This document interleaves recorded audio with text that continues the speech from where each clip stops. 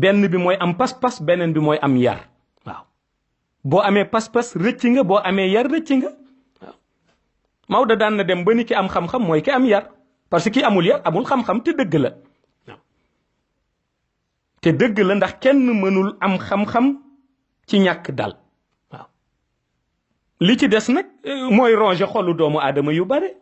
waaw ndax iñaan la te iñaan baaxul li ci des mooy ronger xolu doomu aadama yu bare yàqal leen iñaan la te ki ñaan baaxul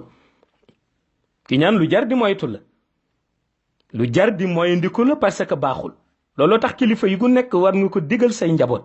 ñu moytu iñaan waaw waaye nag léegi bu dee ki nga yaakaar si boppam moom moo yore jalousie bi ci boppam ba noppi bëgg la ko digal am na koo xam ni sax dootoo ko mën a interpréter waaw parce que dootoo xam lan la ndeysaan dootoo xam lan la waaye loolu yëpp rek organisation spirituelle la te ku ci nekk nag war nga fexe ba sàmm sa ruux ba mu mën lay wan dëgg-dëgg réalité lan la ndax jamono ji nu toll di aaxiru zaman ku amul yaqin dëgg nit ñi dinañ la sànk te seen sànk biñ lay sànk mooy dañ lay yóbbu rek ci seen intérêt personnel waaw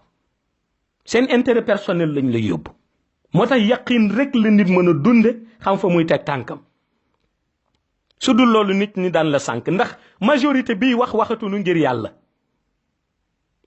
ñëpp xam nañ ni loolu xew na léegi ci réew mi bare na kuy yëkkati di wax ci boroom xam-xam yàgg ca ñeneen waxatuñu ngir yàlla dañuy wax ngir seen intérêt personnel rek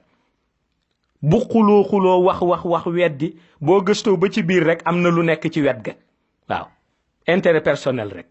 waaw waxatoo pour gindi nit ñi mais intérêt personnel te moo ëpp ci wax yi léegi waaw nit ki da ngay wax fekk li ngay wax intérêt personnel da ngay critiquer nit fekk lu tax nga koy critiquer parce que neexu la parce que bëggoo mu raw la loolu rek la ah nga utiliser loolu dugal ko ci diine danger baa ngi ci te danger boobu nag li ci gën a garaaw du monde shahada mooy yàlla bu demee ba yowmal qiyaam jot mu di atte loolu ba ñu woon nit ñëpp ñu ñëw yàlla ni leen xam ngeen kii wax yam daan wax teg ko ci deru diw lu taxoon ñu ni déedéet yàlla ni iñaan rek a taxoon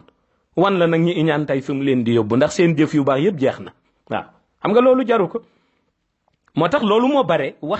wax teg ko sa bakkan wax teg ko ci sa intérêt personnel waaw bañ a wax ngir yàlla waaw wax ngir yàlla lu néew la ci jamono ji ñu toll moo tax ko amul yaqin nit dina jël combat fas yéene la nag dugal moom ci combat loolu rek a am waaw loolu rek a am da nga koy seetlu ci jamono ku nekk nit yi li am léegi mooy gëw ma nangam bu ko kenn gëm waaw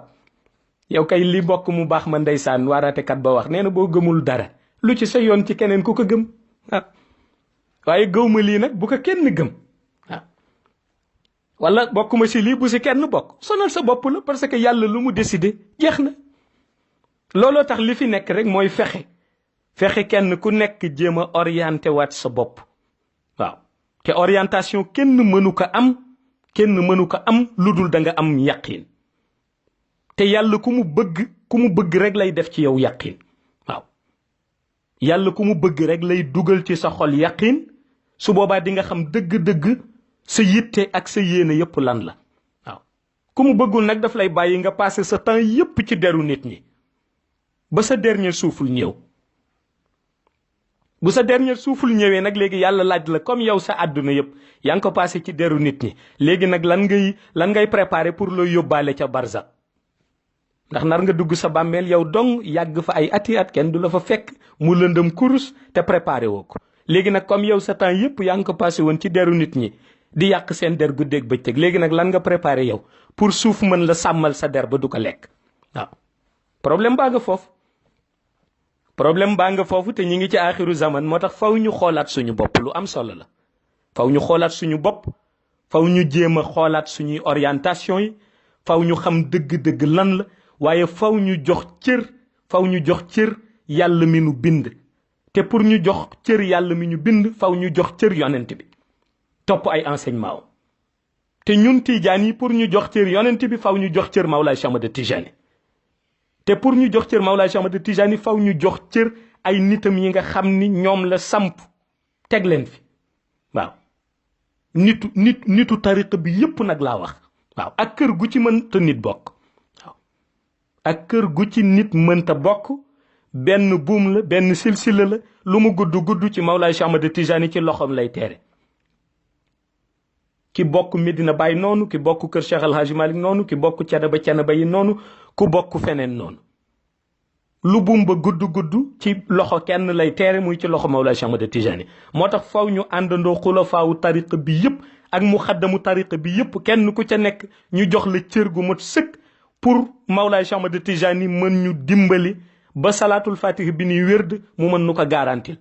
suñu deful loolu nag suñu bopp rek la ñuy nax waaw suñu deful loolu nag suñu bopp rek la ñuy nax ndax zikr rek baax na waaye nag zikr ba lu ko jiitu mooy xol bu rafet waaw ndax xol moom la nga ca yéene nit rek loolu la yàlla di def chaque jour mu di la dal boo yéene nit lu baax rek ngay am boo yéene nit safaan rek moo lay dal looloo tax loolu fa